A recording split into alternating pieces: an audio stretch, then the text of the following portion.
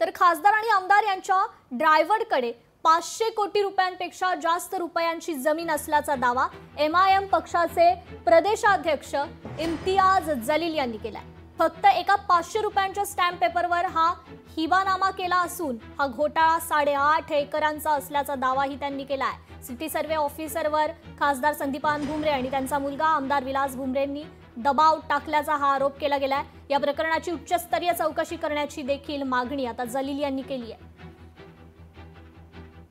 ड्रायव्हरच्या नावावर 150 कोटी रुपयाची जमीन आली, ती फक्त 3 एकर जमीनच्या बाबतीत आपण बोलत होतो। आता माझ्याकडे जे डॉक्युमेंट्स आहेत ते पूर्ण 8.5 एकर जमिनीचे आहे। त्यांनी 2023 मध्ये 6 एकरच्या जवळ जे जागा आहे त्याच ड्रायव्हरच्या नावावर करून घेतली होती।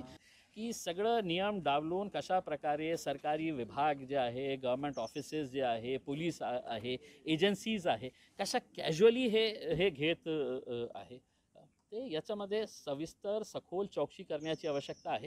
काही दिवस आम्ही वाट बघू, सरकारलाही एक्सपोज करता येईल आम्हाला मग की इतकं सारे पुरावे देऊन सुद्धा तुम्ही काही करत नाही। लोकशाही मराठी ऐका, पहा, जागरूक रहा।